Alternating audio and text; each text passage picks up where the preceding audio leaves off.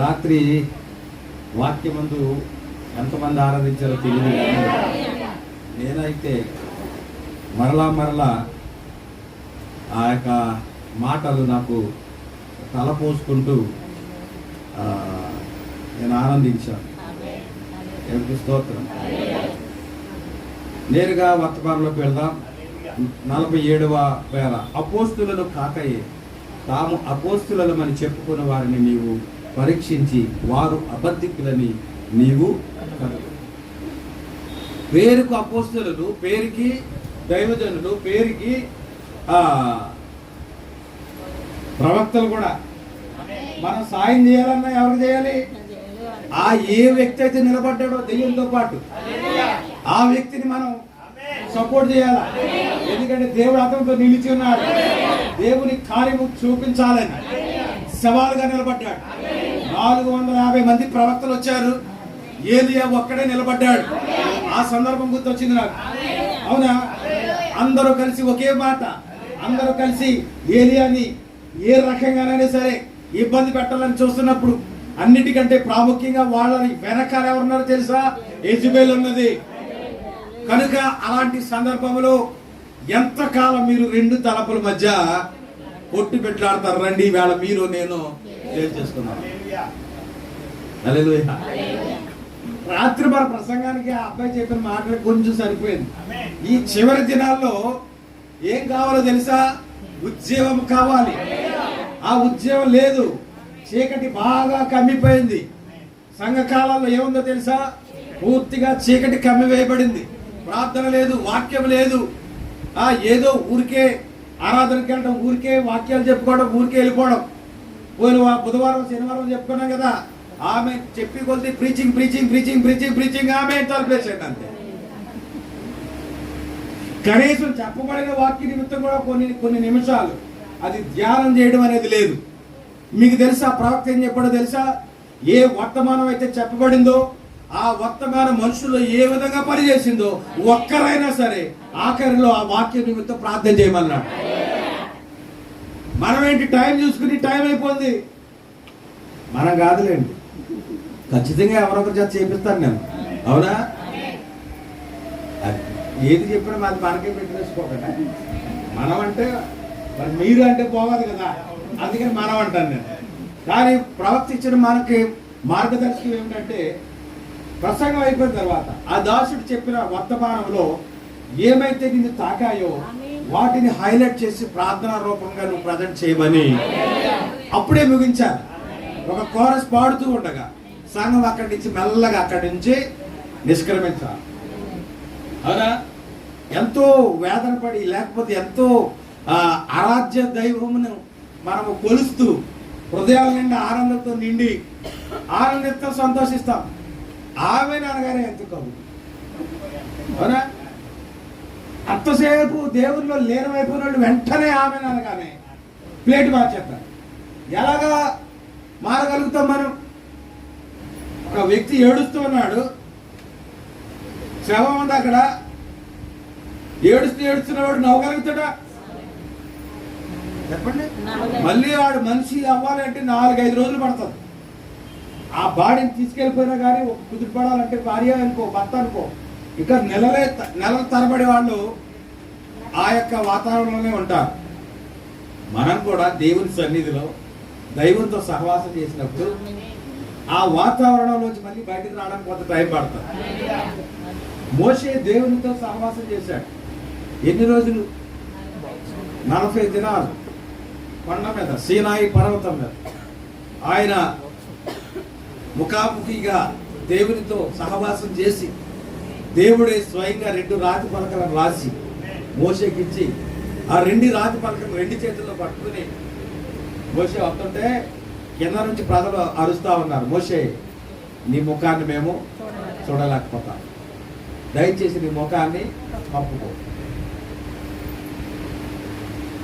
దేవునితో సహవాసం చేసిన వ్యక్తులు అలా ఉంటారు. మరి నువ్వు ఎంత ప్రేమిస్తున్నావో నువ్వు కాళ్ళు కడుపు ద్వారా దాన్ని ప్రదర్శించాను.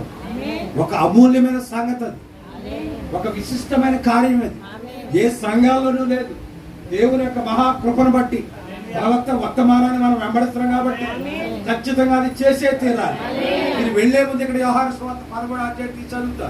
ప్రభువును బాధకుడైన నేనే మీ పాదాలు కడిగితే మీరును ఒకరి పాదములు ఒకరు కడగవలసినదే.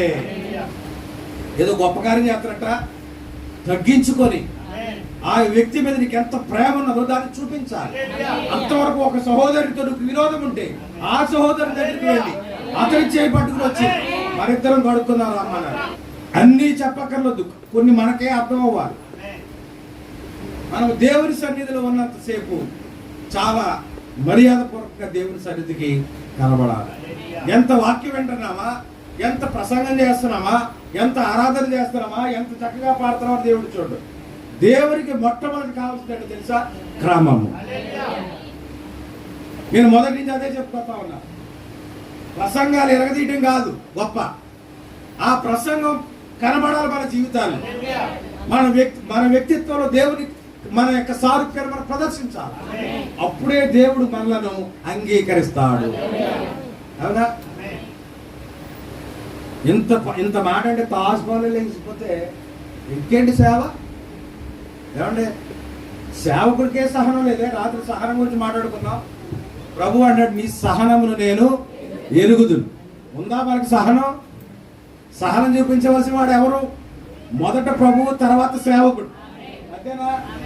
ప్రభు చూపించి వెళ్ళిపోయాడు. ఆయన సిలివేసన మాట్లాడలే, సహించాడు, ఓర్చుకున్నాడు, నీ కోసం నా కోసం. తర్వాత మాదిరి ఎవరంటే మన సంఘ కాపరి. ఉందా మన కాపరికి సహనం? ప్రశ్నించుకోవాలి. మీ ఇంటికి మీరే కాపరులు. ఎవరో ఇంటికి యజమానులు, పురుష పొంగవులు. మీరు మీ ఇంటికి యజమానులు. మీ కుటుంబంలో కొన్ని గలాటాలు జరుగుతూ ఉంటాయి, కొన్ని ఇబ్బందులు ఉంటాయి, కొన్ని లోట్లను బట్టి అమ్మగారు ఇసుకోవచ్చు, గుండు వేసరవచ్చు. అప్పుడు మీరేం ప్రదర్శించాలంటే సహనమును ప్రదర్శించాలి. అర్థమవుతుందా? ఆమె చెప్పండి. మరి మీరు ఆమె చెప్పారంటే సహనం చూపుతారని అర్థం అండి. కనుక అన్ని విషయాల్లో ఎదుగుదాం, ఒక్క విషయంలో కాదు. భక్తులు మనం అన్ని విషయాల్లో ఎదగాలి. దేవునామానికి మహిమ కనుక సంఘాల్లోకి ఎవరు వచ్చారో తెలుసా? తాము అపోస్తలు కాకుండానే అపోస్తలుమని చెప్పుకుని వారిని నీవు పరీక్షించి వారు అబద్ధికులని నీవు. ఎవరు నీవు అంటే ఎఫెసు సంఘం. ఎఫెసు సంఘం ఎంత స్ట్రాంగ్ అంటే వచ్చిన అందరినీ కూడా గమనించి ఎవరు ఎలాంటి వారో డేటా వచ్చేది. దేవునికి స్తోత్రం. అంత తీక్షణమైన తీవ్రమైన ఆత్మావేశం కలిగిన వ్యక్తులు వాళ్ళు. అందుకే మనం కూడా అక్కడికి వెళ్ళాలి. మనం అక్కడికి వెళ్ళడం జరుగుతుంది, ఇప్పుడు జరగదు. మరేంటి? ఆ ఉద్యమాన్ని మనం తెచ్చుకోవాలి. హల్లెలూయా. వాళ్ళు ఏ ఉద్యమం కలిగి ఉన్నారో, ఏ ఆత్మవేశంతో ఉన్నారో దానిని మనం సంపాదించుకుంటే ఆ వివేచన కూడా దేవుడు మనకి ఇస్తాడు. వివేచన లేకపోతే ఏంటి తెలుసా? ఎవరైనా చెప్పరా? వారు ఎట్లు పరీక్షించిరి? ఓ ఇది నాకు ప్రియమైనది. గలతీ పత్రిక 1:8 ఇలా ఉంది. మేము మీకు ప్రకటించిన సువార్త కాదు, మరి యొక్క సువార్తను మేమైనను పరలోకం నుండి వచ్చిన ఒక దూత అయినను మీకు ప్రకటించిన యెడల అతడు శాపగ్రస్తుడు. ఏం బోధించాలి ఈవేళ? అపోస్తలులు ప్రకటించిన సువార్త. అంతేనా? పరిశుద్ధులందరికీ ఒక్కసారే అప్పగించబడిన బోధ నిమిత్తము ప్రయాసపడ. మర్చిపోయారు. మనం దేని కొరకు మన పోరాటం పరిశుద్ధులు అనగా అపోస్తలులకు అప్పగించబడిన బోధ. ఆ బోధ నిమిత్తం మీరు ప్రయాసపడాలి. ఇక్కడ పౌలు అంటున్నాడు, మేము మీకు ప్రకటించిన సువార్త కాక. పౌలు ఏమైనా కొత్త బోధ బోధించాడా? లేదు, అపోస్తలుల క్రమమే. అవునా? 19వ అధ్యాయం చూసినప్పుడు మీరు విశ్వసించినప్పుడు పరిశుద్ధాత్మను పొందితిరా అని అడిగినప్పుడు అసలు పరిశుద్ధాత్ముడు ఉన్నాడన్న సంగతే మాకు తెలియదు. ఇలా చెప్తున్నారని ఏమనుకోవద్దు. చాలా చోట్ల స్వస్థత సేవలు ఉన్నాయి. అవునా? కొన్ని బాధపడిపోయాయి, జిల్లెడు చెట్లు కొలుతున్నాయి, కొన్ని కొత్తగా వెలిసాయి. ఇప్పుడు కొత్త వింత పాత తర్వాత కదా. పాత చోట్ల కాడ జిల్లేడు చెట్లు మొలుతున్నప్పుడు కొత్త చోట్ల కాడ స్థానం సరిపోవట్లేదు. మీరు మైకోట అట్టుకుని వెళ్ళి విలేకరులాగా వదిలేసిన తర్వాత గేట్ కాడ ఉండి మీరు అడగాలన్నమాట, పౌలు గారు అడిగినట్టు. అవునా? మరి అక్కడేం బోధిస్తున్నారు? ఇక్కడ పౌలే ఉన్నాడు, మేము మీకు ప్రకటించిన సువార్త కాక బిడ్డలేరండి అయ్యా, 7 వారాలు రా అమ్మ, నీకు బిడ్డ దేవుడు ఏమొకటి నన్ను అడుగు. అదా అపోస్తలులు ప్రకటించిన సువార్త? మైకెందుకు కట్టుకోమనంటే అందుకు. అక్కడ ఏం బోధిస్తున్నారు? నువ్వు 7 వారాలు వస్తే వండుగాడు వచ్చేస్తాడు. వాక్యం అలా చెప్తుందా? ఏం చెప్తుంది వాక్యం? నీవు నమ్మిన ఎడల దేవుని కార్యమును చూచు. అంతేనా? అది నమ్మకం అనేది ఎంతసేపు జరుగుతుంది? 7 వారాలా, 21 వారమా, 40 రోజులా, ఎన్ని రోజుల్లో చెప్పండి? 1 నిమిషం చాలు. అంతేనా? నువ్వు స్వస్థపడకూరుచున్నావా అని అడిగాడు. యేసుప్రభుని అడిగారా? ఆయన 3.5 సంవత్సరాలు చేసిన ఆ పరిచర్య విధానం అంతా కూడా చదవండి. మత్తయి, మార్కు, లూకా, యోహాను, ఇవన్నీ కూడా అపోస్తలులు ఎలాగ ఉన్నారు, యేసుప్రభు వారు ఏం చెప్పారు, దానికి మించింది ఏమైనా చేశారా? అదే చేశారా? మనం గమనించాలి. హల్లెలూయా. స్వస్థపడకూరుచున్నావా? అవునయ్యా, నేను స్వస్థపడకూర్చు. అయితే పరిపెత్తుకు వెళ్ళిపో. అంతేనా? కాదు అన్నాడు ఆయన. పరిపెత్తుకు లేచి పరిపెత్తుకు వెళ్ళిపో అన్నాడు. 38 సంవత్సరాల నుంచి ఉన్నాడంట. బహుశా పాస్టర్ అలా బోధించి ఉండొచ్చు. నువ్వు 35 సంవత్సరాల నుంచి, 35 సంవత్సరాలు నాడు, 50 సంవత్సరాలు నాడు మనకు తెలియదు. కానీ ఆ కోరిటి వైపు పడి ఇంక మొదలెట్టాడు. అక్కడ ఒక టెంట్ వేసుకున్నాడు, ఒక గుడారం, శాశ్వతమైన నివాసాన్ని ఏర్పాటు చేసేసుకుని దేకి వెళ్ళి ఆ కోనేట్లో పడుతున్నాడు. ఎవడో ఛాన్స్ ఇవ్వట్లేదు. వీడి దేకెళ్ళి లోపల ఎగిరెళ్ళిపోయి దూకేసేవాడు 10 మంది ఉన్నారు. బహుశా చుట్టుపక్కల చెట్లు ఉంటే చెట్లకి రెడీగా ఉన్నారు. దేవతతో వచ్చి ఆ కోనేరు కదిపినట్లే చెట్టు కొమ్మలు వచ్చి దూకేసే హీరోలు కూడా ఉండొచ్చు. ఎందుకంటే స్వస్థత అందరికీ అవసరం. అవునా? కనుక ఎవరు ఏ రకంగా వెళ్ళినా మొదట కోరిట్లు ఎవరు పడ్డారో వాళ్ళే స్వస్థపడతారు. ఆ సమయంలో ప్రభు వచ్చాడు. అందరి దగ్గరికి రాలేదే, అందరినీ వదిలేశాడు. ఎందుకంటే పరిగెత్తగలిగిన వాళ్ళు వదిలేశాడు, దూకగలిగిన వాళ్ళు వదిలేశాడు, ఆరోగ్యంగా ఉన్న వాళ్ళు వదిలేశాడు. ఎందుకంటే వీళ్ళు ఏ రకంగా వెళ్ళి కోరిట్లు పడగలరు. కానీ ఏ రకంగా నిస్సహాయుడుగా అనేక సార్లు ప్రయత్నించి ఓడిపోయిన ఒక వ్యక్తి దగ్గరికి ఆయనే నడుచుకుంటూ దేవుడికి ఇస్తాం. స్వస్థపడకూరుచున్నాం అంటే ఈయనే అంటున్నాడు, కథంతా చెప్పుకొస్తున్నాడు. నేను ఎన్ని సంవత్సరాల నుంచి ఉన్నానో, ఏ రకంగా నన్ను ఈ ప్రజలు అక్కడికి వెళ్ళకుండా చేస్తున్నారో ఈ సోదంతా చెప్పుకొస్తున్నాడు. అవునా? వెళ్ళు, మీ పరిస్థితి, మీ ప్రయాస చాలు, వెళ్ళిపో అన్నాడు. మళ్ళీ కనపడ్డాడు అక్కడ. దేవునికి స్తోత్రం. కానీ ఇప్పుడు ఖచ్చితంగా 7 వారాలు రావాల్సిందే. 7 వారాలు పని అవ్వకపోతే మళ్ళీ ఇంకొక 7 వారాలు రెన్యూ అనమాట. మళ్ళీ కార్డు తీసుకుని ఇంకొక 7 వారాలు వస్తే ఈసారి కార్యం జరిగిపోవాలి. అవునా? సిస్టమ్ కాదు నిన్ను బాగు చేసేది, నిన్ను స్వస్థపరిచేది, నీకు కడుపులు ఇచ్చేది నీ విశ్వాసం. అవునా? నేను చెప్పాను కదా, అలాంటి కార్యక్రమాలు పెడితే ఈ తోట ఎప్పుడో ఒక పాటు కొనేద్దాం మనం. ఇజ్రాయల్ నుంచి డబ్బాలు అట్టుకొస్తే ఒలివ్ నూనె డబ్బాలు, అందులో ఇజ్రాయల్ నుంచి వచ్చినట్టు ఒక పేరు ఉంటుంది కదా. వాళ్ళు ఫస్ట్ వేయడానికి మనకి ఏం తక్కువేంటి? ఇజ్రాయల్ నుంచి వచ్చిన దైవజనుడు ప్రత్యేకమైన ఒలివను అభిషేకం చేసిన ఒలివ నూనెతో మీకు ప్రార్థించెదరు అని టైటిల్ పెడితే ఈ తోటలన్నీ సరిపోవు ఇక్కడ. దాని వాక్యం ఏం చెప్తుందో తెలుసా? మేము ప్రకటించిన విశ్వార్తక. హల్లెలూయా. పేతురు విధానం చూద్దామా? పేతురు మందిరాన్ని కడతా ఉన్నాడు. ఆ మెట్లగాడు కూడా అడుక్కుంటా ఉన్నాడు. అవునా? అది వాడి ప్లేస్. ఎన్ని సంవత్సరాల నుంచి అడుక్కుంటున్నా మాకు తెలియదు. అవునా? పాపం పేతురు కూడా అంగీ వేసుకొచ్చాడు. ఈయన పెద్ద కానికి చెప్తాడు అనుకుని చూస్తున్నాడు. పాపం ఆ మనసు ఎరిగిన పేతురు గారు అంటున్నాడు, మనసు పేతురు గారు తెలుసా? ఏ అననే సరిపోయినా అనుకున్నా తెలియదు ఆయనకి. అయ్యా నువ్వు అనుకుంటున్నా నీ మనసులో అనుకుంటున్నట్టు నా దగ్గర అసలు డబ్బులే లేవు, వెండి బంగారం లేవు, నాకు కలిగినదే ఇస్తున్నాను. ఒక పని చేయి, నేను 7 వారాలు వస్తాను, ఇలాగే 7 వారాలు కూడా నువ్వు ఇక్కడే ఉండు. నేను లోపలికి వెళ్ళినప్పుడల్లా నీ మీద చెయ్యేస్తాను.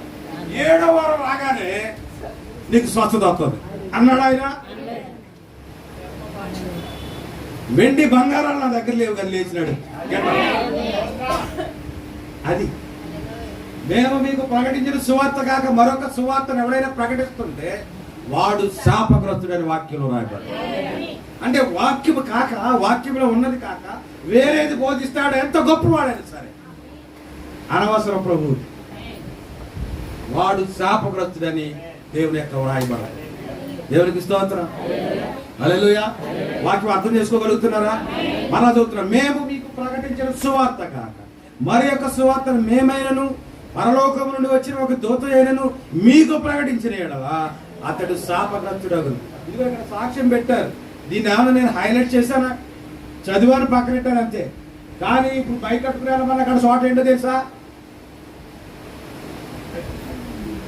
దాని క్లోజ్అప్ది ముందే ట్రైనింగ్. క్లోజ్అప్ది ఈ సాక్ష్యం బయట ఉండి చూసి కూడా కనపడాలి.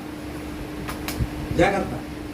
ఇదిగో ఆ అబ్బాయి ప్రార్థన చేసుకుని ఆ అబ్బాయి స్వస్థపడ్డాడు, కానీ ఘనత ఎవరికి వచ్చేది ఇక్కడ? అంతేనా? కానీ అక్కడ ఏం బోధించావు నువ్వు? దేవుడిచ్చిన వాక్యం ఏంటి? అంతేనా? అపోస్తలులకు ఇచ్చిన మాదిరి ఏమిటి? ఏ వారమైనా పరిశుద్ధులకు ఒక్కసారి అప్పగించబడిన బోధ నిమిత్తం నువ్వు ఎప్పుడైనా మనసు పెట్టి బోధించావా? ఏంటి పరిశుద్ధులకు అప్పగించబడిన బోధ? మారు మనసు పొంది పాప క్షమాపణ నిమిత్తం ప్రతి వాడును ప్రభు అయిన యేసుక్రీస్తు నామములో బాప్తిస్మం పొందుడి. ఈయనబడం తన కిందకి కాడు పైకెత్తి నువ్వు జపం చేసిన ఈ యొక్క అపోస్తలుల 2వ అధ్యాయం 38వ వచనం రానే రాదు. అవునా? అది చెప్పామంటే అందరూ ఉండరు అక్కడ, ఉంటారా? ప్రజలకు ఏం కావాలి? స్వస్థతలు కావాలి, పైనుంచి కిందకి దీవించేయాలి, సరదీ చేయాలి, అంతేనా? ఆశీర్వదించేయాలి. ఒక ఆయన ఎవరో చెప్పండి, ఒక ఆయన చనిపోతే అక్కడికి ఒక ఆయన వచ్చాడు, వాళ్ళ సంఘం వాళ్ళు వచ్చారు. వాళ్ళ పాత్రి గారు చచ్చిపోయారు, ఈయన ప్రార్థన చేశారు, జట్టిపోయారు, పెట్టట్టిపోయారు. ఇక్కడ ఉన్నవాళ్ళు అందరి మీద చల్లి అతడు ఈయన ఒక గుడ్డొడ్డించుకొని, ఏంటిది చల్లటం? ఓ నిలువుడంగా వేసుకుని అందరి మీద చల్లి అతడు. అంటే ఏం చేస్తాడు అనమాట, వాళ్ళ యొక్క మైలుని ఈయన తీసేస్తాడు అనమాట చల్లేసి. అదే పడి ఎబ్రీ పత్రిక 9వ అధ్యాయం. ఆవు పేడ బూడిదా ఈ చల్లటం వల్ల ఏమి నీ పాపము పోదు. నీ పాపం పోవాలంటే రక్తం. హల్లెలూయా. నువ్వు శిలకరం చేసుకుంటావు అంత మాత్రాన్ని ఏమీ పోదు. హల్లెలూయా. అది కనుక వాక్యాన్ని చూడాలి, ప్రజలను వాక్యం చూసేటట్టు చేయాలి. దైవజనుడు సన్నద్ధుడై అని రాయబడి తిమోతి. సన్నద్ధుడు అటువంటి అన్ని విషయాల్లో ఏమవ్వాలంటే సిద్ధంగా ఉండాలి. ప్రజలని అంతేనా? చేపలు పట్టుకునే గోతులో ఉండి పట్టుకునే వాళ్ళు పట్టుకుంటారు, వాళ్ళ కంగారు ఆడది. కానీ పైన వంతుల మీద కూర్చుని కోపం చెప్తున్నారు చూసారా?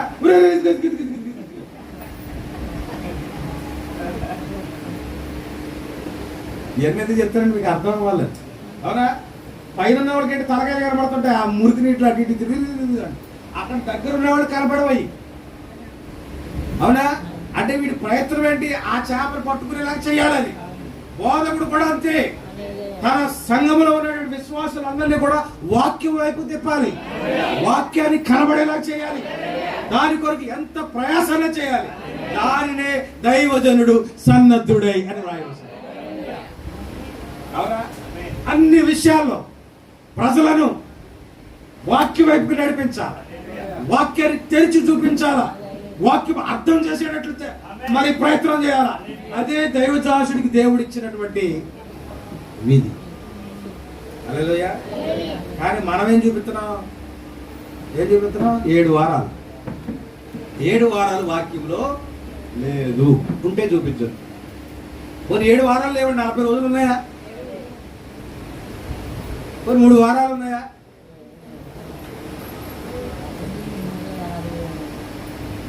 ఒక ఆయన ఫోన్ చేశాడు, అయ్యా 21 రోజు ఉపవాస కూడుకలు పెట్టుకున్నాం, మీరు ఒక్క రోజైనా వచ్చి ప్రసంగం చేయండి. నేను రానయ్యా. చాలా మంది వెళ్ళిపోయారు, నేను రానన్నా. ఎన్నిసార్లు పిలిచినా మీరు రావట్లేదు ఏంటి? వేరే ఆయన చేత అడిగించాడు. నేను కూడా చెప్పాను, ఈ 21 రోజు అనేది వాక్యంలో లేదు. లేని నువ్వు తీసుకొచ్చావంటే అక్కడ దెయ్యం తప్ప దైవం ఉండడు. అక్కడ నువ్వు ఎంత గొప్ప వాక్యం చెప్పి దైవజోడిని తీసుకొచ్చినా వాడిని కూడా ఈ దెయ్యం ఆక్రమిత తప్ప అక్కడ వాక్యము పనిచేయదు.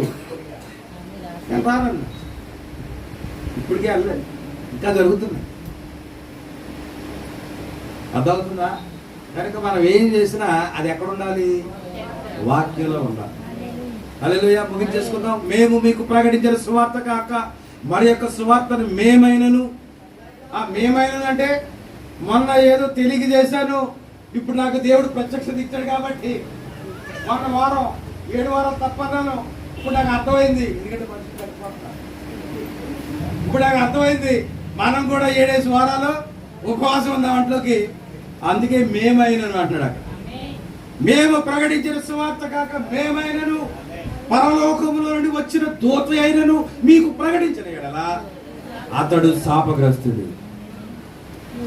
జనులకు అసలు వాక్యమును బోధించిన వారు అపోస్తలులు. అర్థం చేసుకుంటారా? అసలైన వాక్యాన్ని ఎలాంటి మగిరి, ఎలాంటి కళంకము అంటగట్టకుండా వాక్యము ఉన్నది ఉన్నట్టుగా బోధించిన వారు ఎవరయ్యారంటే అపోస్తలులు మాత్రమే. అందుకే బోధయే అపోస్తలుల బోధ, విశ్వాసమే అపోస్తలుల విశ్వాసము, పోరాటమే అపోస్తలుల పోరాటం. వాళ్ళకు మించినది మరొకటి లేదు ప్రియుల. దేవునికి స్తోత్రం కలుగును. ఆ మూలవాక్యము మారనేరదు, దానిలోని ఒక పాలు లేదా సున్నా కూడా మారదు.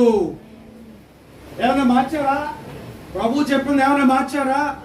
మార్చలేదే. మార్చారు కదండి, దాన్ని మొత్తం మార్చారు కదండి. మార్చారా? ఖచ్చితంగా నెరవేర్చారు. 28:19 ఏముందో అది ఖచ్చితంగా 2:38 ఉంది అపోస్తలుల కార్యాలు. వాళ్ళు మార్చలేదు. అందుకే అంటున్నాడు ఆయన, ఆ మూలవాక్యము మారనేరదు, దానిలోని ఒక పాలు లేదా సున్నా కూడా మారదు. తనతో మాట్లాడిన వాడు దేవుడేనని పౌలుకు తెలియను. రాత్రి అయిపోయి అని గుంకేసుకొచ్చి చేసిన వాళ్ళు రాత్రి మట్టుకు కళ్ళు తెలిసాను. దేవుడు మాట్లాడా? దురాత్మ మాట్లాడిందా పౌలుతో? దేవుడే మాట్లాడని పౌలుకు తెలుసు. ఎందుకంటే పౌలు అంత సులువుగా గురిడి కొట్టించలేదు. ఎందుకో తెలుసా? అతడు ధర్మశాస్త్రాన్ని కలిగి ఉన్నాడు. ఎవరైనా ధర్మశాస్త్రాన్ని కలిగి ఉంటే వారితో ధర్మశాస్త్రం గురించి మాట్లాడడానికి ఒళ్ళు దగ్గర పెట్టుకోవాలి. అంతేనా? పౌలు ఆ స్థితిలో ఉన్నాడు కనుక దేవుడు అతనితో మాట్లాడుతున్నది దురాత్మ లేకపోతే వేరే వాళ్ళు కాదు. కాలక్షేపం బఠానీలు పాత్రలు ఉన్నారు, వాళ్ళ కాదు. ఎవరు మరి? దేవుడే స్వయంగా మాట్లాడుతున్నాడు. నీవు హింసించుచున్న యేసుని, నాకు తెలిసిన ధర్మశాస్త్రంలో యేసు లేడు. ఉన్నాడా? లేడు. కానీ నువ్వెవరవే యేసు అంటున్నావు. పట్టుకోండి జాగ్రత్త. పౌలుకు తెలిసిన ధర్మశాస్త్రంలో యేసు ప్రభు వారు లేడు అంటే తనకు తెలిసిన జ్ఞాన ప్రకారం. కానీ ఎప్పుడైతే ప్రభు మాట్లాడాడో, ఎప్పుడైతే నీవు హింసించుతున్న యేసుని అన్నాడో, అప్పుడు అనుకోకుండా అతనిలో హృదయం ఉన్న ధర్మశాస్త్రం మారిపోయింది. ఆది యందు వాక్యం ఉండేను, లేకపోతే ఆది యందు దేవుడు భూమి ఆకాశంలో సృజించాడన్న వాక్యమే మరొకలాగా అర్థమవుతా ఉంది. దేవునికి స్తోత్రం కలుగునుగా. ఎలాగ అర్థమైంది? ఆదిలో ఉన్న దేవుడే, మాట పలికి సృష్టిని సృష్టించిన దేవుడే ఇదిగో నా ముందున్నాడు. అది అంత అర్థం ఉంది.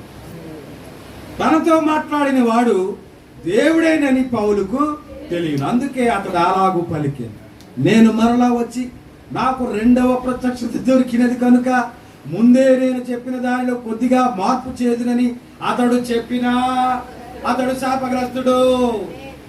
అంటే ప్రవక్తలు లేదా బోధకులు తాను చెప్పిన దాని మీద నిలబడాలి. ఇప్పుడు నిలబడుతున్నారా? మీకు అర్థమయ్యేలా చెప్తాను. ఇప్పుడు దేవుడు స్వస్థపరచువాడు. దేవుడు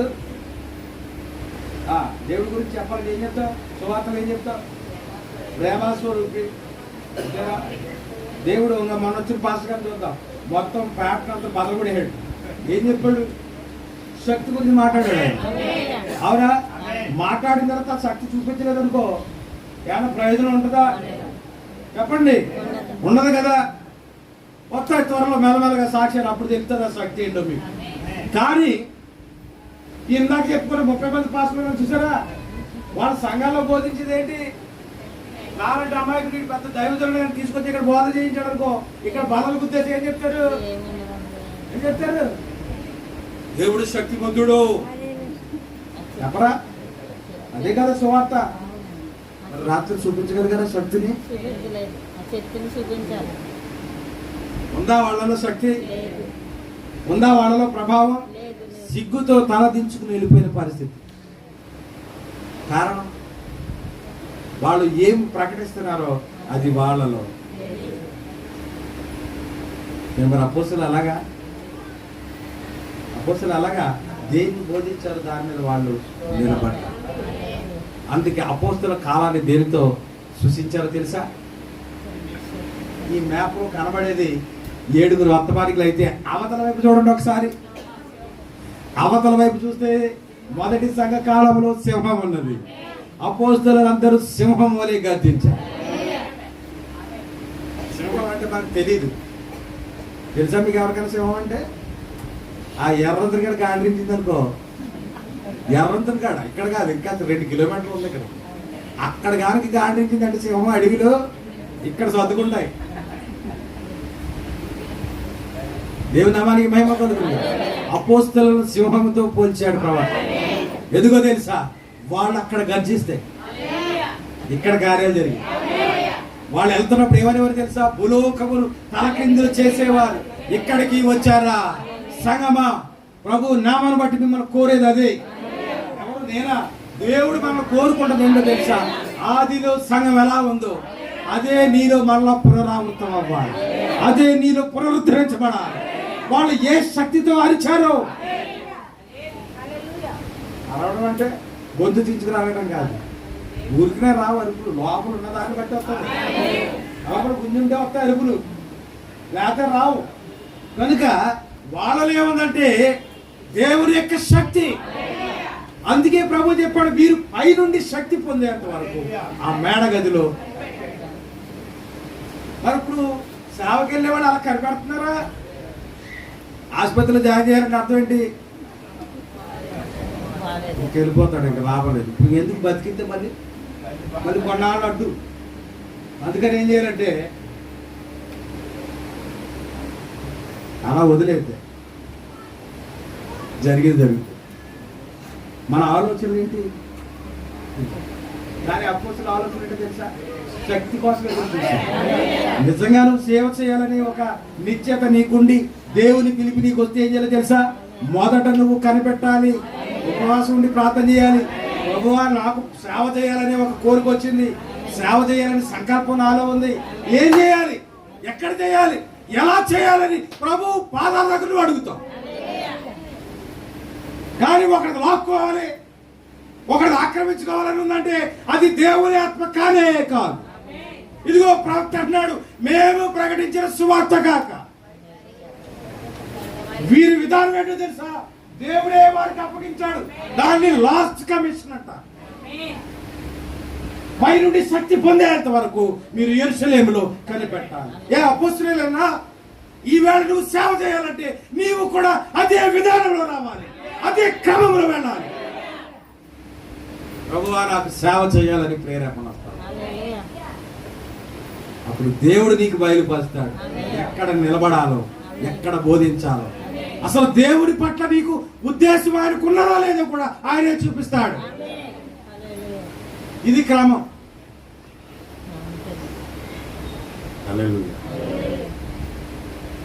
కనుక పంపబడాలి. ఎవరు? అపోస్తలుడు, అపోస్తలుడు అంటేనే పంపబడిన వారు. ఎవరు పంపించారు వాళ్ళని? దేవుడే పంపించాడు. కనుక ఆ క్రమంలో వస్తున్న మనల్ని కూడా ఎవరొకరు పంపాలి. ఆయన కూడా దేవుడే. దురాత్మలు పంపకూడదు. శరీరంగా ఉద్రేకాలు. సంఘంలో వాక్యం చెప్తుంటే ఏమనిపిస్తుంది తెలిసి మాటలు అత్తమాట నాతోనే మాట్లాడు. ఎందుకు? ఇక్కడి నుంచి జాగ్రత్తగా అంతే. ఆమె నేను బయటకు వెళ్ళగానే ఫోన్ వస్తుంది. ఇంకా రావా? నువ్వు రెడీ చేసే టేబుల్స్ అట్లోకి ఈ వాక్యం అంతా ఏమైపోతుందో తెలియదు, ఈ ఉద్రేకం అంతా ఏమైపోతుందో తెలియదు. వచ్చేస్తుంది. కనుక పంపబడాలి. మనలో ఎవరు పంపాలంటే దేవుని ఆత్మ. దేవుని నామమున మహిమ కలుగును. జనులకు వాక్యమును బోధించిన వారు అపోస్తలులు. ఆ మూల వాక్యము మారనే మారదు. దానిలోని ఒక పాలు లేదా సున్నా కూడా మారదు. తనతో మాట్లాడిన దేవుడేనని పౌలుకు తెలియను. అందుకే అతడు అలాగూ పలికెను. నేను మరలా వచ్చి నాకు రెండవ ప్రత్యక్షత దొరికినదని చెప్పిన అతడు శాపగ్రస్తుడగును. చూడండి, మొదటి ప్రత్యక్షత సరి అయినదని పౌలుకు తెలియను. ఒక ఆయన వచ్చి ఏఎస్ఎన్ కాలేజీ దగ్గర రూమ్ అద్దెకు తీసుకుని సంఘం పెట్టి, ఏమీ లేవు కానీ ఏంటంటే ఏదో సేవ చేయాలనే ప్రేరేపణ. నరసాపురం నుంచి వచ్చాడు. ఓ రోజు అడిగాను, ఇంత దూరం ఎందుకు వచ్చారు? అమలాపురంలో సేవకులు లేరా? ఆ పక్కన సిలోన్ ఎందుకు చర్చ్ ఉంది కదా, ఆ పక్కనే డాంకాడ సుదర్శన్ గారు చర్చ్ ఉంది కదా, ఆ పక్కనే ఎత్తు రోడ్లో జీడిఎం సంఘం ఉంది కదా, ఈ మధ్యలోనే దేవుడు నిన్ను వారికి సంఘం పెట్టమన్నాడని నువ్వు ఖర్చుగా అడిగాను. దేవుడు నాకు అమలాపురం చూపించాడు. ఇప్పుడు ఎక్కడున్నా తెలుసా ఆయన? మళ్ళీ నరసాపురంలో వెళ్ళిపోయి సేవ చేస్తాడు. ఇప్పుడు మీకు అర్థమై ఉండాలని చదివిన మాట. అంటే దేవుడు మనసు మార్చుకున్నాడా, నువ్వు మనసు మార్చుకున్నావా? అమలాపురం ప్రజలు అమాయకులు వాళ్ళ సంఘాలు తెలిసి సంఘానికి వచ్చేస్తారు అనుకున్నారు. ఎవడో ఈ జిమిక్లు మిమిక్రీలు చూసి ఎవడో రాకపోయేసరికి పెట్టి మేడ సర్దుకుని. ఇప్పుడు నేను అడుగుతున్నాను, అమలాపురం వెళ్ళమన్న దేవుడు మనసు మార్చుకుని మళ్ళీ నరసాపురం వచ్చేయమన్నాడా? నువ్వు మనసు మార్చుకుని నరసాపురం వెళ్ళావా? కానీ వాక్యం ఏం చెప్తుందో తెలుసా? వాక్యాన్ని రుజువు చేయాలి కాబట్టి నిన్ను పిలిచిన దేవుడు నమ్మకమైన వాడు. అంతేనా? అబ్రహాముని పిలిచిన దేవుడేనా మనం వెంబడిస్తుంది? ఇంకో దేవుడికి నా కొంపదీసి. కానీ అబ్రహాము విన్నాడు తప్ప చూడలేదు. ఆ విన్న మాటలోనే విశ్వాసం ఉంచి ఎడారి ప్రయాణం కొనసాగించాడు. నమ్మకమైన దేవుడు ఆయనే శరీరుడుగా ఎల్ షడ్డాయిగా వచ్చి అబ్రహాముని ఆశీర్వదించాడు. మరి ఇక్కడ యేసుక్రీస్తు నిన్న నేడు ఒకే రీతిగా ఉన్నాడని చెప్పుకున్నామే. ఒకరోజు అమలాపురం వెళ్ళమని, ఒకరోజు మళ్ళీ నరసాపురం వెళ్ళిపోమంటాడా? తేడా ఎక్కడ ఉంది? ప్రాబ్లం ఎక్కడ ఉంది? నీలో. అది దేవుడు చూపించలేదు కానీ నీ ఉద్రేకం. అర్థమైందా? ఇలాంటి ఉద్రేకాలు తెచ్చుకోకండి సంఘం. నిజమైన నిశ్చయత, నిజమైన ప్రమాణం దేవుడికి చేయాలి. సభలకి వెళ్తే సభలకు వచ్చాడు. అడిగా, బ్రదర్ దేవుడు మారాడా, మీరు మారారా? దేవుడే. ఎందుకంటే ఆయన పుస్తకాలు కూడా ప్రింట్ చేశాడు. నెల నెల మాసపతి తినడానికి కూడలేదు కానీ నెల నెల పుస్తకాలు ప్రింట్ చేసేవాడు. ఇవన్నీ ఉద్రేకాలే. ఉద్రేకంతో మనం ఏ కార్యం చేసినా అవి సక్సెస్ అవ్వు. ఒక ఆయన సభలకు పిలిచాడు నన్ను. ఈవేళ ఫోటో లేదండి, సాయంత్రం పెట్టుకున్నాం. నా కారులో పక్కనే కూర్చొని ఫోన్ చేస్తున్నాడు. ఇంతకీ పగల పూట పెట్టడానికి, భోజనం పెట్టడానికి డబ్బులు లేవు. దేవుని సజ్జనుడు చెప్తున్నా, నా అబద్ధం చెప్పండి. నాతో పాటు వచ్చిన కుర్రాడు కూడా నా కారులోనే ఉన్నారు. వాళ్ళని అడిగితే ఆడకూడదు. అలా తిప్పుతున్నాడు. తిరిగి 1:12 అయ్యింది. ఏం చేస్తాం? ఆకలి వేస్తుంది, భోజనం చేయాలి కదా. రెస్టారెంట్కి వెళ్ళాలి. రెస్టారెంట్కి వెళ్ళిన తర్వాత బిల్లు ఎవరు కట్టాలి? టెన్షన్, డబ్బులు లేవు. పాస్టర్ గారికి భోజనం పెట్టాలి. పాస్టర్ గారితో సరిపోద్దా? పాస్టర్ గారు కూడా 2-3 వచ్చారు. తొందరపడతాడు, ఎవరికో ఫోన్ చేస్తాడు, ఆడు రావట్లేదు. పాపం ఆయన టెన్షన్ చూడలేక కుర్రోజు చేత గడ్డి చేశాను. తర్వాత అన్నాడు, అన్నా నీకు దండం అని. ఎందుకు లేనప్పుడు ఎందుకు పెట్టుకోవాలి? అయిపోయిందా? సరే వస్తున్న దారిలో సహోదరి ఫోన్ చేసి అంటుంది, అయ్యగారు బియ్యం పంపించాను, ఆ రోడ్డు మీద ఉన్నాడు నా కుర్రాడు, మీ అబ్బాయిని పంపించి ఆ బియ్యం తీసుకోండి అంటుంటే భాష కొడుకు ఊరెత్తడు, ఈయన చేస్తున్నాడు, ఆవిడ ఈయన చేస్తుంది, ఆ అబ్బాయి నెంబర్ ఆవిడ దగ్గర లేదు, ఆవిడ ఈయన చేయటం అని నేను పంపించానంటావు, ఆవిడ ఫోన్ ఎత్తకపోవడం. నాకు చిరాకు వచ్చి లాస్ట్కి చెప్పాను, ఆ అబ్బాయి ఎవరన్నా ఎత్తున్నప్పుడు ముందు ఆ కార్యక్రమం చెప్పు, ఆడు పని మానేసి వెళ్ళి ముందు ఆ బియ్యం కట్ట తీసుకోమని చెప్పు అంటే అప్పుడు ఫోన్ చేశాడు అబ్బాయికి, ఆ కట్ట తీసుకోమని. ఆ కట్ట సాయంత్రం భోజనం వడితే తిన్నాను. అంటే ఒక కార్యం చేయాలంటే అన్ని ఏర్పాట్లు ఉండాలి, ఒక సిద్ధపాటు ఉండాలి. వాడు ఈ కోటాలు ఎలా పెట్టాడో ఉన్నాడు, ఉద్రేకంతో పెట్టాడు. ఉద్రేకంతో మనం ఏ కార్యం చేసినా అవి సక్సెస్ అవ్వు. మనం సేవ చేయాలనుకున్నప్పుడు ఒక నిజమైన సంకల్పం ఉండాలి, దేవుని చిత్తం ఉండాలి. అందుకే ప్రవక్త ఒక అద్భుతమైన ప్రసంగం చేశాడు, దేవుని చిత్తము లేకుండా దేవునికి ఒక సేవ చేయ యత్నించండి. దేవుని చిత్తం ఉండాలి మన సేవలో. దేవుని చిత్తం ఉంటే, దేవుని ప్రణాళిక ఉంటే దేనికి లోటు. మీరు నమ్ముతారని నమ్మరు, ఈ కూటాలకు ఎప్పుడు సెంగిప్పని కూడా సెంగిలి పెట్టుకొచ్చి ఇచ్చారు.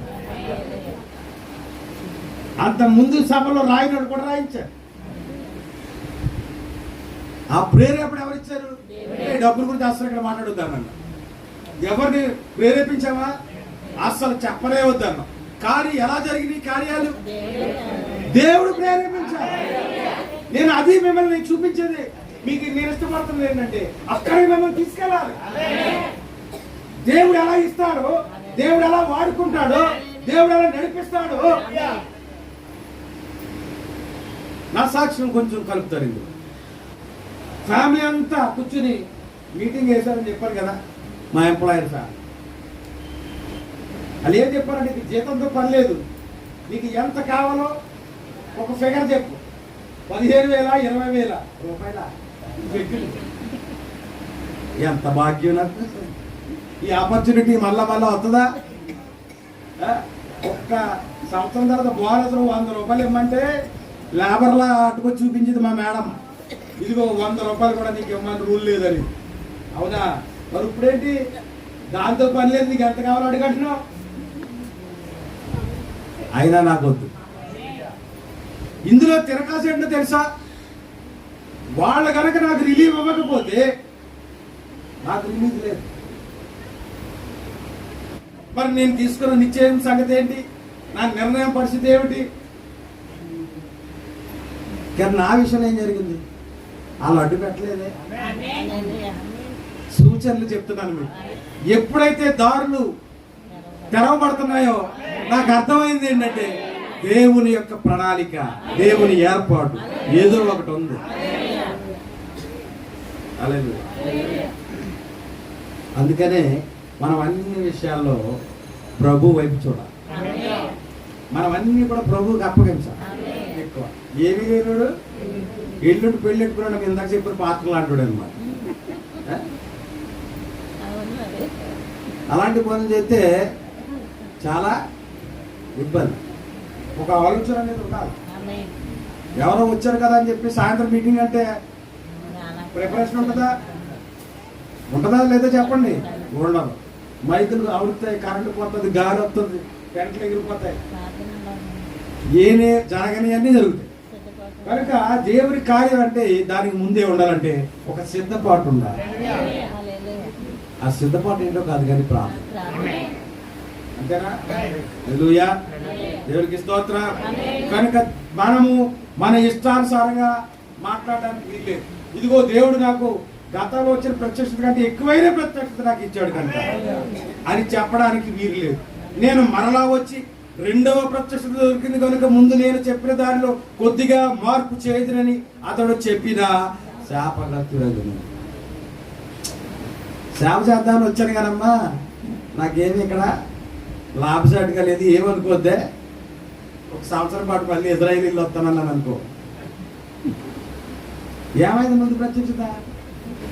అది దేవుని ప్రణాళిక, దేవుని సంకల్పమా? నువ్వు తీసుకున్న నిర్ణయం సరైందా? మళ్ళీ వెనక్కి వెళ్తున్నావంటే ఇది దేవుని ఉద్దేశమా మానవుని ఉద్దేశమా? అర్థమవుతుందా? అవన్నీ కనిపెట్టాలి. పౌలు గారి మాటల్లో అంతరార్థం చూడండి. నేను మరలా వచ్చి నాకు రెండవ ప్రత్యక్షత దొరికింది కనుక ముందు నేను చెప్పిన దానిలో కొద్దిగా మార్పు చేయదురని అతడు చెప్పిన. అయ్యా, మీ నిశ్చయత ఏమిటి? మీ నిర్ణయం ఏమిటి? మీ దేవుడికి ఇచ్చిన మాట ఏంటి? దేవుడికి మాట ఇచ్చి వచ్చానన్నారు కదా, మరి దేవుడు మాట ఇచ్చి తప్పుతాడా? దేవుడు మాట ఇచ్చి తప్పడానికి ఆయన ఏమైనా నరుడా అని అడగాలి. అంటే మాట ఇచ్చిన వాడు ఎవడు? దేవుడు. కాబట్టి దేవుడు నమ్మదగిన వాడు కదా. ఆయన ఎందుకు నమ్మకం ఉంచలేరా? ఆయన ఎందుకు విశ్వాసం ఉంచలేరా? ఇప్పుడు లాభసాటుగా లేదని మూటాముళ్ళు కట్టుకట్టు నష్టపడి వెళ్ళిపోతావా? మరి ఇక్కడ ముంచేసిన సంగతి ఏంటి? మరి కొంతమందిని ముంచావు కదా, పరిస్థితి ఏంటి? ఇప్పుడు నరసాపురం వెళ్ళగలరు వీళ్ళు. మరి ఏమైపోయాయి ఆత్మలు? వాళ్ళు ఎక్కడి నుంచి వచ్చారు అక్కడికే మళ్ళీ సర్దుకుంటారు. అందుకే అన్నాడు, మీ వలలు లోతండి. అర్థమవుతుందా? అది చాలా మంది లోతుకి వెళ్ళడానికి భయపడతారు. బాప్తిసం ఇచ్చిన వాళ్ళు చూస్తుంటాను, ఇచ్చాను. కారణం ఆ లోతు అంటే భయం వాళ్ళు. కానీ వాక్యంలో లోతుకి వెళ్ళాలి.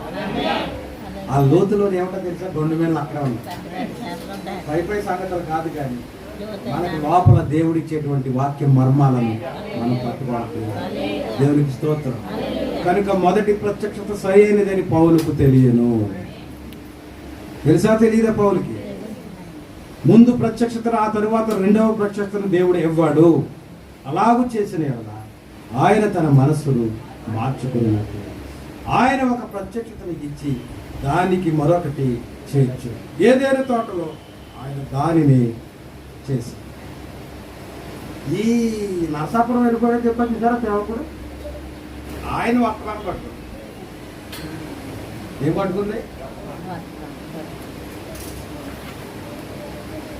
మనుషులు ఎవ్వరు వర్తమానం దగ్గరికి వెళ్ళరు. అది కూడా అది నేర్చుకోండి. మనం వర్తమానం దగ్గరికి వెళ్ళక్కర్లేదు. వర్తమానం ఎగిరి వస్తుంది మన దగ్గర. నువ్వు ఏర్పాట్లో ఉంటే ఎక్కడ గుంటూరు దగ్గర వాజేడు ఆ రాజుగారు ఎవరో మనకు తెలుసా? మన పొలం కాదు, మన గ్రామం కాదు, మన ఊరు కాదు. ఎగిరి వచ్చింది పరిపూర్ణ మానవుని యొక్క స్వరూపం అనే పుస్తకం సాయంపేటలో 4-5 సంవత్సరాలు నా దగ్గర లైబ్రరీలో. ఎప్పుడు ఓపెన్ చేయాల. అంతకుముందు వచ్చిన పుస్తకం. ఎప్పుడైతే ఈ రాజుగారు పట్టుకొచ్చిన పుస్తకాన్ని చూశానో, ఆ వెనకాల పచ్చిరాజు బొమ్మ చూశానో, సడన్ గా మెరిసింది నాకు. ఈ పుస్తకం ఆల్రెడీ నా దగ్గర ఉంది. రాజ్యముల్లర్ చదివారు, వన్య చదివారు, ఇంకా చాలా మంది ఎస్తేరు చదివారు, భక్తులు జీవిత చరిత్రలు అన్ని చదివారు. కానీ ఈ పుస్తకాన్ని ఎప్పుడు తీయలా. దేవునికి స్తోత్ర. ఏదో విశేషం ఉంది. ఇంత దూరం నుంచి రావడానికి గల కారణం ఏమిటి? ఎంతో ప్రయాసపడి వచ్చారు కదా అని చికెన్ తెచ్చి పెడితే ఆయన నీళ్ళు వేసి తిన్నాడు. ఏంటి మన ఇంటికాడ తినకూడదనా? తగ్గి ఒక మిర్చి పంట ఒక సీజన్లో కట్ అయితే 6-7 కోట్ల రూపాయలు వస్తాయి ఆయనకు ఆదాయం. అంటే ఎన్ని ఎకరాలు ఉందో చూడండి. అంత వ్యవసాయదారుడైన రాజుగారు మన ఇంటికి వచ్చి నీళ్ళు వేసుకున్నామని తింటున్నాడు. ఏంటి మార్పు? ఆలోచింపచేసింది. వెంటనే పుస్తకం తీసి చదవడం మొదలెట్ట. పరిపూర్ణ మానవుని యొక్క స్వరూపం. అది ఎన్ని సంవత్సరాలు మన జీవితంలో పనిచేయలేదో తెలుసా? ఇంచుమించు 25 సంవత్సరాలు. ఏ మార్పు లేదు, ఏ అలికిడి లేదు. ఈ లోపల సేవకుడు బాప్తిసం పొందాడు, సంఘం బాప్తిసం పొందింది, అనేక మంది సేవకులు వచ్చారు. ఏ మార్పు లేదు. దేవునికి స్తోత్రం కలిగింది. ఒక దినం ఉన్నది. ఆ దినమున లోపల ఉన్న ఆ చదివిన వాక్యం బయలుపాటు రావడం మొదలెట్టు. అర్థం చేసుకుంటారా? ఆల్రెడీ చదివాం, ఆల్రెడీ చెప్తున్నది వింటున్నాం, ఏ మార్పు రావడం లేదు. కానీ దేవుడు నిర్ణయించిన సమయంలో అది లోపల పనిచేయడం మొదలెట్టు. అక్కడ ఉండనివ్వట్లేదు. తోసుకొచ్చింది, నిలబెట్టింది. దేవునికి స్తోత్రం. అది మన చేత మాట్లాడింపజేస్తా ఉంది. కనుక దేవుడు ఎప్పుడు నీ హృదయంలో కార్యం చేస్తాడో తెలియదు. ఎప్పుడు ఆ వాక్యం కదలడం మొదలెడుతుందో తెలియదు. రాత్రి మాట్లాడుకున్నాం కదా, ఆయన సంఘముల మధ్య, ఆ దీపస్తంభాల మధ్య ఆయన నడుచుకుంటూ వస్తా ఉన్నారు. ఆయన నడుచుకుంటూ వచ్చినప్పుడు, ఆ అపోస్తులు వెళ్ళేటప్పుడు ఆ నీడ పడిన రోగులు స్వస్థపడేవారు. ఆయన సంఘ కాలాలు కూడా ఆయన నడుచుకుంటూ వెళ్ళినప్పుడు ఎన్నో సంఘాలు ఉన్నాయి, కానీ ఏ సంఘములోనూ మార్పు లేదు. ఆయన ప్రణాళికలో ఉన్న, ఆయన తలంపులో ఉన్నటువంటి వ్యక్తులను అందరూ కూడా అయస్కాంతాలకు ఆకర్షితులైనట్లుగా ఒక్కొక్కళ్ళు పెద్ద పెద్ద సంఘాలను వదిలి, పెద్ద పెద్ద సేవకులు వదిలి, ఇదిగో ఏమీ లేనటువంటి ఈ యొక్క సేవకులను వెంబడించుకున్నారు. కారణం ఏమిటి? ఆ లోపల ఒక వాక్య బీజమును సరి అయిన సమయంలో సరి అయిన నీరు తగిలిన నీ ఇంటిని బంగారం ఇచ్చింది నాకు. అంతేనా? దేవుని ప్రజలతో శ్రమయే మేలనుకుని ఐగుప్తు యొక్క భోగభాగ్యములన్నిటిని విడిచిపెట్టి అరణ్యంలో తిరుగుతున్నాడు మోషే. పిచ్చోడైపోయాడా? లేదు. ఏంటి మేలనుకున్నాడు? దేవుని ప్రజలతో శ్రమయే మేలను. ఐగుప్తు పాపభోగములు విడిచిపెట్టి ఇదిగో రాజుకు శత్రువు అయిపోయి, ఒకప్పుడు సహోదరుడు ఫరో. తెలుసా సంగతి మీకు? ఫరో ఇంటిలో మోషే సహోదరుడు, కానీ పరిస్థితుల ప్రభావం వల్ల శత్రువుగా మారి ఇప్పుడు అపోజిషన్ లీడర్గా ఎదురొస్తా ఉన్నాడు. అంతేనా? ఇప్పుడు వారిద్దరి మధ్య పోరాటం. చూడటానికి వారు సహోదరులైనా, భౌతికంగా వారి సహోదరులైనా, ఆత్మీయంగా శత్రువు. ఈ మాట ఎక్కడో తగలలే. నిన్న పౌలు అంటాడు, నిన్న ప్రవక్త అంటాడు. పౌలు యూదులతో ఏం మాట్లాడుతున్నాడు తెలుసా? మీరు సిద్ధాంతాన్ని బట్టి శత్రువులు కానీ, అంతేనా? మేము నమ్మిన సిద్ధాంతాన్ని బట్టి మీరు ధర్మశాస్త్రాన్ని నమ్ముతారు. నేను ఒకప్పుడు ధర్మశాస్త్రాన్ని నమ్మాను, కానీ ప్రభువు నాకు దర్శనం ఇచ్చిన తర్వాత, ఆయన బయలుపాటు నాకు దొరికిన తర్వాత నేను క్రీస్తు వలె మారిపోయాను. కనుక మీరు నమ్మినది వేరు, నేను నమ్మినది వేరు. కనుక సిద్ధాంతాన్ని బట్టి మీరు మేము శత్రువులం, కానీ ఆత్మీయంగా we are brothers. ఎంత మంచి మాట! దానికి ఉదాహరణ ఇచ్చాను. మనం ఒక లాయర్ నెట్టుకుంటాం, గాబ్రియల్ లాయర్ నెట్టుకుంటాడు. వీళ్ళిద్దరు కోర్టులో చూస్తే జుట్టు పట్టుకు కొట్టేసుకుని చచ్చిపోతారేమో అనిపిస్తుంది. ఎక్కడ జడ్జి గారు పోయి ఆ తర్వాత చూసి జడ్జి అంటాడు, ద కోర్ట్ ఈజ్ అడ్జర్న్డ్ అన్నాడు. ఆ తర్వాత మీ లాయర్ గారు ఎక్కడ ఆడి కబుర్లు చెప్పుకుంటారు, ఇడ్లీలు తింటా ఉంటారు అక్కడ. అదేంటి కోర్టులో మరి ఏమైనా సరే నన్ను నమ్మిన వ్యక్తిని నేను గెలిపించాలని పోరాడతాడు. అవతల పక్షంగా న్యాయం రావాలని అతను పోరాడతాడు. వాళ్ళిద్దరిని చూస్తే ఎలా ఉంటుందో తెలుసా? మిక్కీ మౌస్లా ఉంటుంది. కానీ బయటకు వచ్చిన తర్వాత ఇద్దరు ఆ బార్ కౌన్సిల్ చూస్తే వాళ్ళిద్దరు స్నేహితులే, మంచి చెడ్డ మాట్లాడుకుంటారు. కానీ ఈ యొక్క సమస్య గురించి వాళ్ళు ఎట్టి పరిస్థితిలో అక్కడ డిస్కషన్ చేయాలి. అర్థమవుతుందా? అదే మాట పౌలు అంటున్నారు. నమ్మిన సిద్ధాంతాన్ని బట్టి మనం వ్యతిరేకులం, కానీ ఈ సంగతి తెలియకే మేము తెలుగుదేశం వాళ్ళు, మేము వైసీపీ వాళ్ళు అని కొట్టు చెప్తున్నారు. కానీ అక్కడ వాళ్ళిద్దరు బాగానే ఉంటారు. స్టార్ హోటల్ ఆడు వీడు బాగానే ఉంటారు. అర్థమవుతుందా? నాయకులు బాగానే ఉంటారు, కొట్టు తెచ్చి ఎవరు కార్యకర్త. పౌలు అదే అంటున్నాడు, యూదులారా మీకు మాకు శత్రుత్వం ఏమీ లేదు, మేము నమ్మిన సిద్ధాంతాన్ని బట్టి మీకు మాకు విరోధం ఉంది, కానీ మీరు మాకు సహోదరులే. అలాగే మన ఆత్మీయ సహోదరులు కూడా ఎవరిని ద్వేషించాలని లేదు, అందరినీ మనము ప్రేమించాలి. యేసుప్రభువు సిలువలో ఏమన్నాడు తెలుసా? తండ్రి వీరేమి చేయించున్నారు. ఎవరి మీద ఆయన బాధెట్టుకోలేదు. ఆయన 3వ రోజున సమాధి నుండి లేచిన తర్వాత ఒక్కొక్కటి సంగతి పట్టాలి, రెడ్ బుక్ తయారు చేసుకుని రాసుకోవాలి అందులో. అలా చేశాడు ఆయన? అలా చేశాడా? అలా చేస్తుంటే పౌలు మారతాడా? చెప్పండి.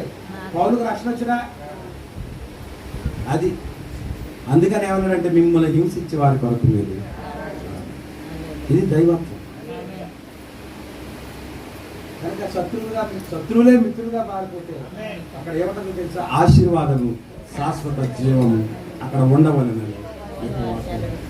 హల్లెలూయా. స్త్రీ యొక్క సంతానం గూర్చి ఆయన వాగ్దానం చేశాను. ఆ తరువాత ఆ సంతానం అబ్రహాము ద్వారా వచ్చుటకు ఏర్పాటు చేశాను. ఆ తరువాత అదే రక్త సంబంధికు దావీదు వంశావళి ద్వారా వచ్చునని చెప్పారు. కానీ ఇది ఒకే ప్రకృతి. ప్రజలకు అది మరి ఎక్కువ సమాచారం ఇచ్చారు. అందువలన వారు దానిని బాగా అర్థం చేసుకుంటకు, పొందుకుంటకు సహాయం. కానీ దేవుని యొక్క వాక్యము మారదు. ఆయన బయలుపరిచిన ప్రకారమే సంతానము వచ్చేది. హల్లెలూయా. అబద్ధ అపోస్తలులు ఏమి చేయించున్నారో చూడండి. వారు తమ స్వంత మాటతో వచ్చింది. పౌలు వారికి నేర్పించిన వాక్యమును బట్టి ఆ ఎఫెసు వారికి తెలియను. పౌలు వారి మీద చేతులు ఉంచగా వారి పరిశుద్ధాత్మను ఆ అబద్ధ అపోస్తలుల యొక్క కళ్ళలోనికి చూసి ఇట్లా లేదు, మీరు పౌలు చెప్పిన దానిని చెప్పడం లేదు కనుక మీరు అబద్ధికులు. ఓ అది నా హృదయమును మండించుచున్నది. వాక్యం యొద్దకు రండి. అపోస్తలుని పరీక్షించేవారు నిజంగా మీరు కాదు. ప్రవక్తను లేదా బోధకుని పరీక్షించేవారు నిజంగా మీరు కాదు. ప్రవక్తను లేదా బోధకుని పరీక్షించేవారు మీరు కారు గాని వాక్యమే వారిని పరీక్షించుతున్నది. ఈ దినములలోనే ఒక దినము లవదీక సంఘ కాలమునకు ఒక ప్రవక్త వచ్చాడు. అతడు నిజముగా దేవుని చేత పంపబడినవాడు కాడు, మీరే.